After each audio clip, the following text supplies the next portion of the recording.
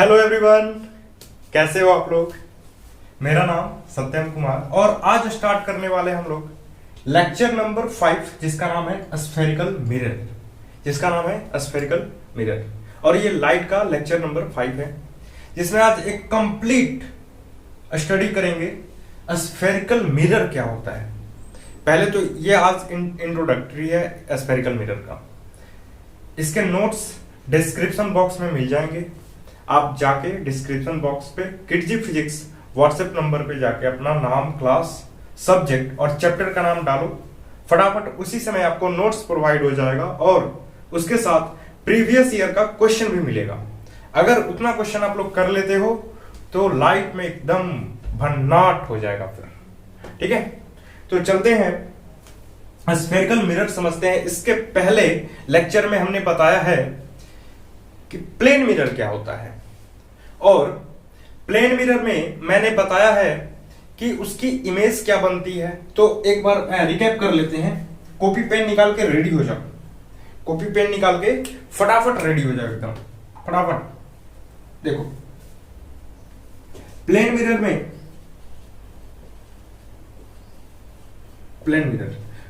में पहला, जितने दूर पे मिरर से ऑब्जेक्ट रहेगा उतने ही दूर पे मिरर के अंदर उसका इमेज बनेगा। जितने दूर पे ऑब्जेक्ट मिरर से जितने दूर रहेगा उतना ही डिस्टेंस अंदर में उसका इमेज बनेगा। कहने का मतलब है, अगर ये प्लेन मिरर है और इसके 5 मीटर की दूरी पे एक गोलू नाम का लड़का खड़ा है, तो इसका जो इमेज है मिरर के अंदर 5 मीटर पे क्या होगा, 5 मीटर पे बनेगा।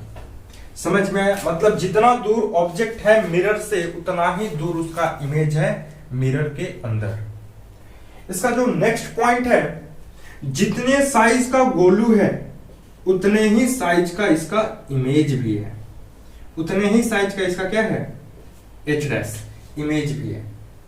पहला तो समझ में आ गया प्लेन मिरर का कि जितना दूर ऑब्जेक्ट रहेगा उतना ही दूर मिरर के अंदर उसका इमेज बनेगा। दूसरा कंसेप्ट, जितने हाइट का ऑब्जेक्ट रहेगा उतने ही हाइट का उसका इमेज बनेगा। आप लोग चाहो तो ऑब्जेक्ट HO लिख सकते हो, हाइट ऑफ ऑब्जेक्ट, और इसको लिख सकते हो HI, height of image. HO होता है हाइट ऑफ ऑब्जेक्ट और HI होता है हाइट ऑफ। जब मैं HI लिखूं तो आप समझ जाओगे कि HO जो है हाइट ऑफ ऑब्जेक्ट है और HI जो है हाइट ऑफ इमेज है। हाइट ऑफ इमेज है। समझ में आया कि नहीं आया? मेरे ख्याल से समझ में आ गया होगा। बढ़ते हैं नेक्स्ट इसके पॉइंट्स पे। तो देखो भैया, ये हमेशा it always form virtual image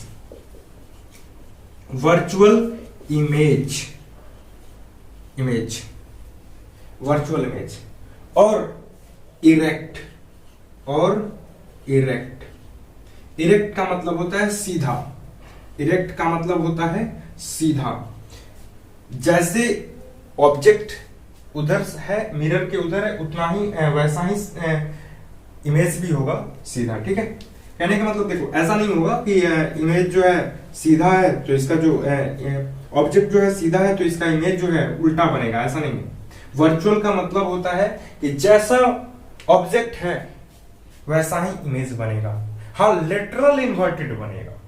lateral inverted का मतलब होता है कि लेफ्ट का राइट और राइट का लेफ्ट। समझ में? देखो, 2 टर्म आते हैं, इरेक्ट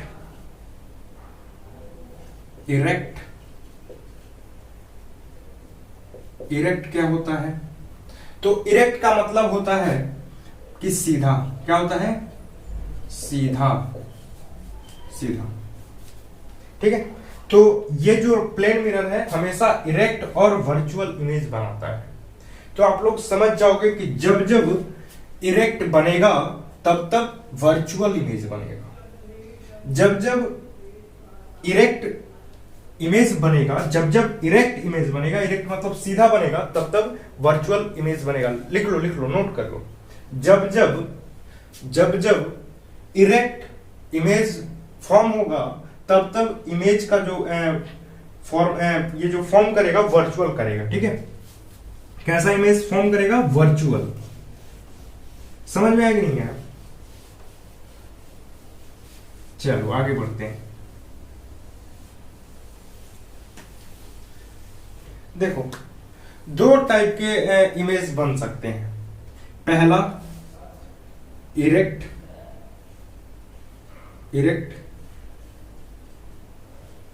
इसका अलग नाम है, एक और नाम है अपराइट। क्या नाम है? अपराइट। अपराइट मतलब सीधा। और दूसरा है इन्वर्टेड। इन्वर्टेड का मतलब उल्टा। कैसा? उल्टा। और इसका मतलब सीधा। ठीक है, तो इरेक्ट जब जब बनेगा, जब जब सीधा बनेगा इमेज, तो आप याद रख लोगे कि इमेज जो है वर्चुअल फॉर्म करेगा। कैसा फॉर्म करेगा? वर्चुअल फॉर्म करेगा। एक चीज एकदम हमेशा याद रखोगे, जब जब इमेज सीधा अगर बन जाए तो समझ जाना कि वर्चुअल इमेज फॉर्म करेगा, काल्पनिक करेगा। ठीक है, जब जब इन्वर्टेड होगा, उल्टा होगा, तब तब रियल होगा। कैसा होगा? रियल होगा, वास्तविक होगा। समझ में आया कि नहीं है? बहुत इजी सा कॉन्सेप्ट है। जब जब इरेक्ट बनेगा, जब जब इमेज सीधा बनेगा, तब तब वर्चुअल इमेज फॉर्म करेगा। और जब जब इन्वर्टेड बनेगा, तब तब रियल बनेगा। ये दो चीज हमेशा याद रखना, हमेशा। सारा कॉन्सेप्ट इसी पे है। इसके नेक्स्ट लेक्चर में हम स्फेरिकल मिरर में यही पढ़ने वाले हैं। और प्लेन मिरर में हमने ये पढ़ा है कि प्लेन मिरर हमेशा वर्चुअल इमेज फॉर्म करता है, तो उसका इमेज भी सीधा होता है। ऐसा है कि आप कभी अपने चेहरे को देखते हो प्लेन मिरर में, तो आपका चेहरा भी सीधा दिखाई देता है। ऐसा नहीं है कि आंख ऊपर है आपके फेस पे, तो जो मिरर में दिखता है इमेज, उसका आंख मुंह के बल होता है। ऐसा नहीं है। जैसा आपका फेस है, वैसा ही आपका इमेज फॉर्म होता है। अब बढ़ते हैं आगे। देखो भैया, स्फेरिकल मिरर क्या है? तो ये बड़ा एकदम बढ़िया कंसेप्ट है, एकदम भन्नाट कंसेप्ट है। आज हम इसके बारे में एकदम बढ़िया से पोस्टमार्टम कर लेंगे। ठीक है, देखो, पहला, एक ऐसे शीशे का ग्लास ले लो, शीशे का ग्लास। ठीक है, और हम क्या करते हैं, उसका एक छोटा सा पार्ट कट कर लेते हैं। एक्चुअली दिखाई भी देना चाहिए ना। एक छोटा सा पार्ट हम क्या कर लिए, कट कर लिए। ये वाला छोटू सा पार्ट, ये देखो, ये वाला छोटू सा दिखाई दे रहा है क्या? हाँ बिल्कुल, ये वाला छोटू सा पार्ट, ये भी बहुत बड़ा है। एक्चुअली इससे भी बहुत छोटा, मतलब dx पार्ट। dx मतलब छोटा सा पार्ट कट करके हम बाहर निकाल लें ऐसे। ठीक है, एक्चुअली मैंने जूम करके इतना बड़ा कर दिया इसको। और एक काम करो, इसको बाहर से पॉलिश कर दो। ठीक है, ब्रोमीन से, रेडियस ब्रोमीन से। देखे हो ना, शीशे के पीछे लाल कलर का होता है रेडियस ब्रोमीन। ठीक है, तो उसको मैंने पेंट कर दिया, तो ये बन गया कनकेव मिरर। क्या बन गया? Concave mirror. और हम इसी मिरर को अगर अंदर में पॉलिश कर दें, ऐसा ही है ना, देख लो कट किए हैं तो ऐसा ही है ना, इसको हम अंदर में पॉलिश कर दें तो ये बन जाएगा कॉन्वेक्स मिरर।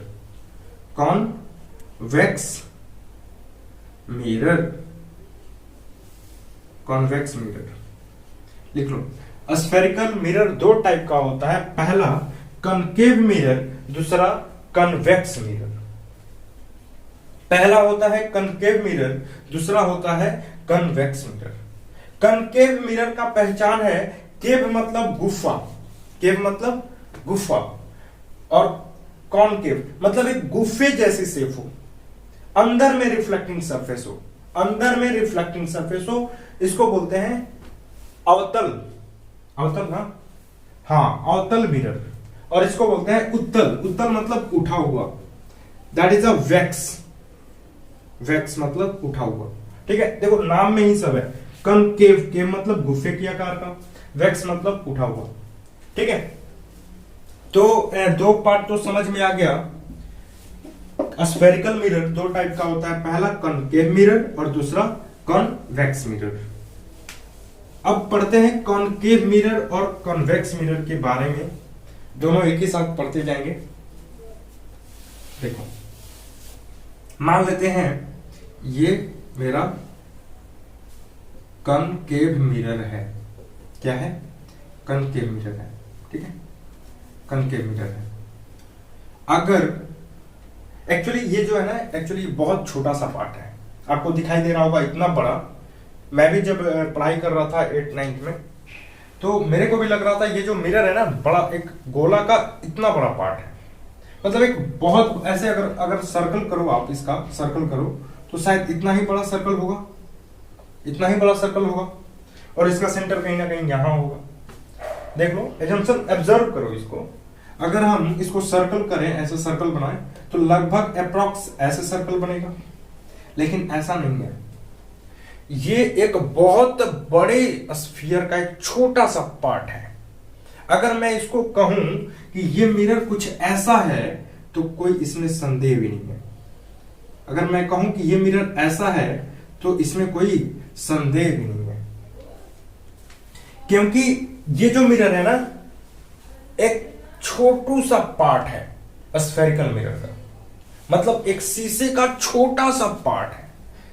अच्छा ये बताओ, मतलब ये आपको अगर समझ में आनी चाहिए, तभी जाके कंसेप्ट क्लियर होगा। मतलब ये डीप वाली बात है।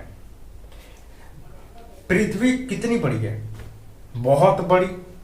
मैं कहूं कि एक छोटा सा पार्ट काटो, तो काटोगे तो कैसा निकलेगा, क्योंकि कर्व है, ये बॉल कर्व है, मान लेते हैं ये बॉल है, ठीक है, ये कर्व है। मैं कहूं कि एक छोटा सा पार्ट काटो, आप यहां से यहां काटे, तो थोड़ा सा कर्व मिला कि नहीं मिला, ऐसे कर्व मिला कि नहीं मिला।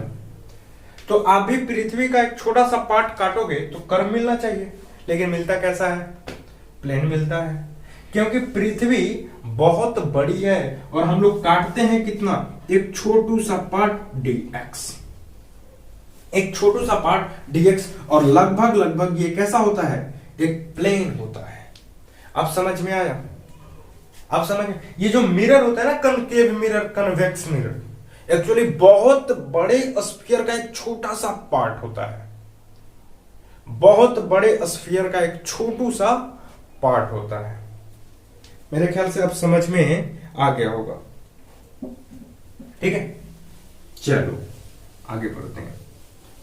मतलब ये हमेशा दिमाग में बैठाए रखना कि जो कनकेव मिरर होता है, कन्वेक्स मिरर होता है, एक बड़े स्फीयर का छोटा सा पार्ट है, एक बड़े स्फीयर का छोटा सा क्या है, पार्ट है। अगर उसको मैं ऐसे कर दूं, ऐसे, तो कोई दिक्कत नहीं, देखो, क्योंकि अगर आप इसका स्फीयर बनाओगे तो बहुत बड़ा बनेगा, बहुत बड़ा, बहुत बड़ा, बहुत बड़ा। ठीक है, क्योंकि मैंने इसको जूम करके इतना बड़ा बना दिया है, क्योंकि हमको इसमें मैथ भी करना है। अब देखो, मान लेते हैं ये मेरा कनकेव मिरर है, तो इसका कहीं ना कहीं इसका सेंटर होगा। मान लेते हैं यहां पे इसका सेंटर है। ऐसा नहीं है कि यहीं से आप ऐसे कर लोगे तो एक स्फीयर बन जाएगा। एक्चुअली ये जो सेंटर है ना, बहुत दूर है, बहुत दूर है। तो मैंने मान लिया, मतलब मेरे घर से अप्रॉक्स बहुत दूर है, गांव अप्रॉक्स आगे चला गया। ठीक है, तो कहने का मतलब है कि ये जो मिरर है, मान लेते हैं इसका सेंटर यहाँ है, मान लेते हैं थोड़ी देर के लिए इसका सेंटर कहाँ है, यहाँ पे है, और सेंटर से जो यहाँ की दूरी है मान लेते हैं r है, तो इसको बोलते हैं रेडियस ऑफ कर्वेचर। क्या बोलते हैं, रेडियस, लिख लो, रेडियस ऑफ कर्वेचर, कर्वेचर, ठीक है। और इसका कहीं ना कहीं मिड पॉइंट होगा, कहीं ना कहीं मिड पॉइंट होगा, तो उसको बोलते हैं हम लोग फोकस। क्या बोलते हैं उसको हम लोग? फोकस। लिख लो लिख लो लिख लो कहीं फटाफट, इसको बोलते हैं हम लोग फोकस, फोकस। और फोकस यहां पे होता है पोल, इस पॉइंट पे होता है ज्योमेट्रिकल कनकेव मिरर का, यहां पे होता है पोल, जिसको हम लोग P से रिप्रेजेंट करते हैं।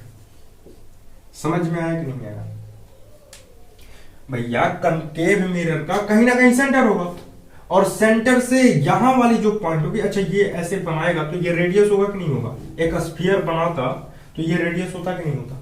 तो इसी रेडियस का नाम है रेडियस ऑफ कर्वेचर, और इसका कहीं ना कहीं मिड पॉइंट होगा, तो मैंने माना कि मिड पॉइंट यहां है, कहीं ना कहीं तो होता, इस लाइन का कहीं ना कहीं मिड पॉइंट होगा, तो मिड पॉइंट को मैंने माना यहां पे है, तो इस जगह को बोलते हैं हम लोग फोकस। क्या बोलते हैं? फोकस। और फोकस से लेके पोल के बीच वाले लेंथ को बोलते हैं फोकल लेंथ। क्या बोलते हैं?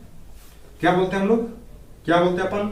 फोकल लेंथ, फोकल लेंथ, ठीक है। चलो इतनी तो जानकारी हो गई, बहुत बढ़िया। इसको, ये वाली जो लाइन है ना, ये वाली, इस लाइन को बोलते हैं हम लोग, एक्सिस में तो है भैया, एक्स एक्सिस में है, तो इसको बोलते हैं प्रिंसिपल एक्सिस। क्या बोलते हैं? प्रिंसिपल एक्सिस, इसको बोलते हैं प्रिंसिपल एक्सिस। बात समझ में आ गई? इसको बोलते हैं रेडियस ऑफ कर्वेचर, इस लाइन को बोलते हैं प्रिंसिपल एक्सिस, और यहां से लेके यहां तक के डिस्टेंस को बोलते हैं radius of curvature, radius of curvature. और एक फॉर्मूला याद रख लोगे, F equal to R by two, F equal to R by two. मतलब अगर हमको फोकल लेंथ चाहिए होगा, ये फोकल लेंथ चाहिए होगा, तो रेडियस में से 2 से भाग में कर दूं तो फोकल लेंथ मेरा क्या हो जाएगा? फाइंड आउट हो जाएगा। क्या हो जाएगा? फाइंड आउट हो जाएगा। F equal to R by two. it valid on a small aperture of mirror। ये स्मॉल अपर्चर ऑफ मिरर के लिए वैलिड है। मैंने क्या कहा? F equal to R by two. देखो क्या है ना कि बच्चे कंसेप्ट को नहीं पकड़ के चलते, और जो बच्चे कंसेप्ट पकड़ के नहीं चलते तो भैया आधी अधूरी कहानी होती है। और आप लोग को मालूम होगा कि आधी अधूरी कहानी हमेशा गड़बड़ करती है, वो चाहे एग्जाम हो या चाहे किसी को बताना हो, हमेशा गड़बड़ होती है। इसीलिए क्या करो कि पूरी कहानी बढ़िया से समझो, एकदम बढ़िया से। F equal to R by two तभी वैलिड है, ये फॉर्मूला तभी वैलिड है जब आप एक बड़े से स्फीयर का छोटा सा पार्ट लोगे। आप चाहो तो कनकेव मिरर बना सकते हो, आपके पास है एबिलिटी, आप एक्सपेरिमेंट कर सकते हो, कोई दिक्कत नहीं। एक बड़ा सा स्फीयर लो, उसका एक बड़ा सा काटो, तो F equal to R by two prove नहीं होगा। ये F equal to R by two तभी प्रूव होगा जब आप बड़े से स्फीयर का एक छोटा सा टुकड़ा काटोगे उसमें से। समझ में? मतलब ये समझना बहुत जरूरी है।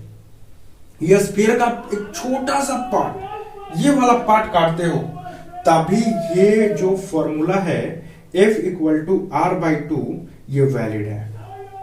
देखो फोकल लेंथ निकालने के लिए R से R बट्टे 2 कर दो, निकल जाएगा फोकल लेंथ। क्योंकि ऐसा नहीं है, मैं एक क्वेश्चन कराऊंगा जिसमें ये जो है ना, इसका अपर्चर क्या होता है, तो अपर्चर इसको बोलते हैं width of mirror, width of mirror. इस डिस्टेंस को बोलते हैं, इस डिस्टेंस को, इस डिस्टेंस को। जैसे मैं बोलूं ये कनकेव मिरर है, ये ऐसे नागिन वाला, ठीक है, कनकेव मिरर है। तो ये जो विड्थ है ना, ये वाली विड्थ, अरे ये वाली विड्थ डिस्टेंस, यही है आपका अपर्चर। तो ये अपर्चर बहुत छोटा होना चाहिए, बहुत छोटा, तभी f इक्वल टू r/2 क्या है, वैलिड है। नहीं तो वैलिड नहीं है। समझ में आया कि नहीं आया? मेरे ख्याल से समझ में आ गया होगा। अब बढ़ते हैं आगे। देखो क्या ना कि भन्नाट अगर तरीके से हम नई कंसेप्ट समझे तो कंसेप्ट क्लियर ही नहीं होगा, और जब कंसेप्ट क्लियर नहीं होगा तो क्वेश्चन बढ़िया से बढ़िया नहीं बनेगा। क्योंकि मैं 1-2 क्वेश्चन आईआईटी का भी देने वाला हूं, ठीक है, जो आईआईटी 2008 में एक पूछा गया सवाल है। चलो ठीक है, f इक्वल टू r/2 लिख लिए। फोकल लेंथ निकाल, ये f क्या है, फोकल लेंथ, r क्या है, radius of curvature by 2, r में से 2 का डिवाइड कर दो, ये निकल जाएगा। ठीक है, चलो समझ में तो आ गया होगा।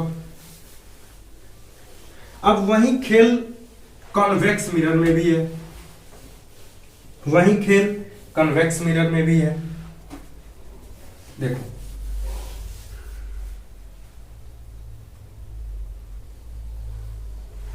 मैंने इसको जूम करके बहुत बड़ा बना दिया, ये मत समझना कि ये एक बड़ा पार्ट है। कॉन्वेक्स मिरर बनाने के लिए अंदर में पॉलिश कर दूं मैं, बिल्कुल ठीक है। देखो देखो एक्चुअली ये जो मिरर होनी चाहिए ना, ऐसे होनी चाहिए, ऐसी होनी चाहिए। अब आया समझ में? चलो देखो, हाँ बिल्कुल।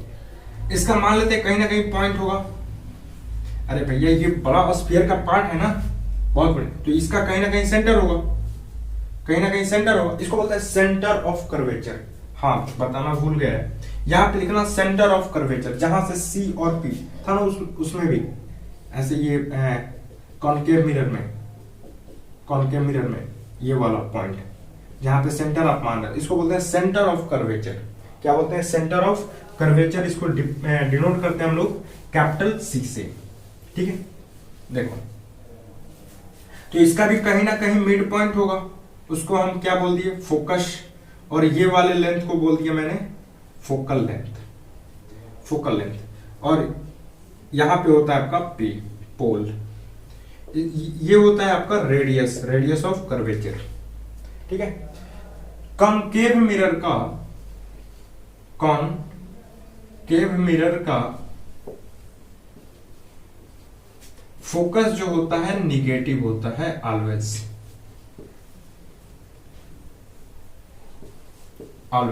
ठीक है, हमेशा निगेटिव होता है। बट देखो यहां पे आप एक्सिस ऐसे ड्रॉन करोगे, इसका एक लेक्चर बनेगा साइन ऑफ कन्वेंशन का। इसके नेक्स्ट लेक्चर में हम लोग पढ़ेंगे प्लस माइनस।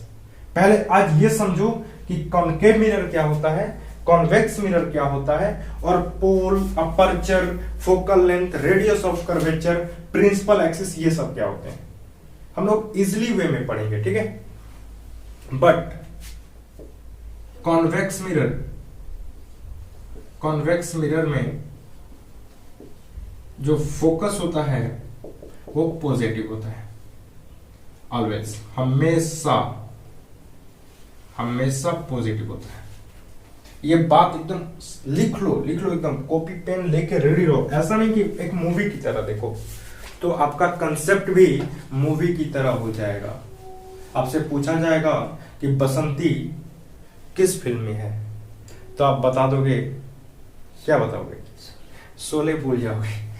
ये ऐसा मूवी है ना, अप्रोक्स अभी भी चलती है, और फॉरेन कंट्री में आज भी इसको बड़े चाव से देखा जाता है इस मूवी को, ठीक है। तो ये तो बता दोगे। आपसे पूछा जाए एक और मूवी, बॉर्डर में जो सनी देओल की हीरोइन थी, उसका नाम क्या था? तो मूवी देखे तो उसी टाइम भूल गए, लेकिन कंसेप्ट को लिखोगे तो समझ में आए। काश उस हीरोइन का नाम हम लिख लिए होते तो आज भी याद होता। हमने तो देखा था फिल्म, ठीक है।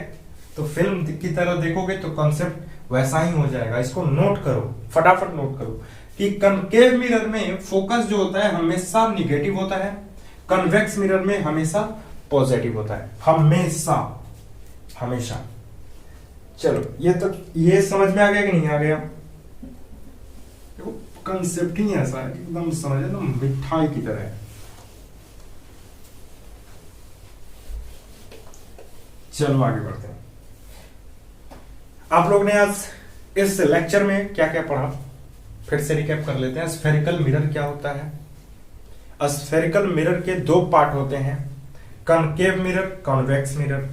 कनकेव मिरर किसे कहते हैं? जिसका अपर वाला साइड हो पेंट हो, अंदर में रिफ्लेक्टिंग सरफेस हो, मतलब लाइट किस पे पड़े? अंदर वाले पार्ट पे पड़े। कॉन्वेक्स मिरर क्या होता है? तो उसका अपर वाला जो पार्ट होता है रिफ्लेक्टिंग सरफेस होता है और अंदर में पॉलिश होता है। रिफ्लेक्टिंग सरफेस देखो, ये होता है आपका कनकेव मिरर। फटाफट इसको ऊपर में क्या कर दो? पॉलिश कर दो। अंदर में रिफ्लेक्टिंग सरफेस होगा, लाइट कहां जाएगी? अंदर में जाएगी। इसको आप अंदर में पॉलिश कर दो, अंदर में पॉलिश कर दो। रिफ्लेक्टिंग सरफेस ऊपर वाला हो गया, that is a convex mirror, that is a concave mirror.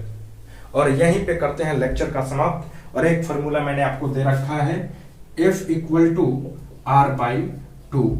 आप अगर कोई टीचर आपको पढ़ाता है तो आप उसी समय याद रखोगे कि F इक्वल टू R/2 किस पे वैलिड है? जब मिरर बहुत छोटा हो।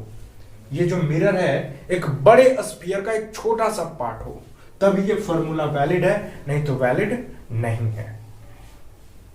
एकदम भन्नाट तरीके से कॉन्सेप्ट समझ में आया कि नहीं आया? फटाफट कमेंट में लिखो और मिलते हैं अगले लेक्चर में। Thank you, tata, bye bye, see you all of you.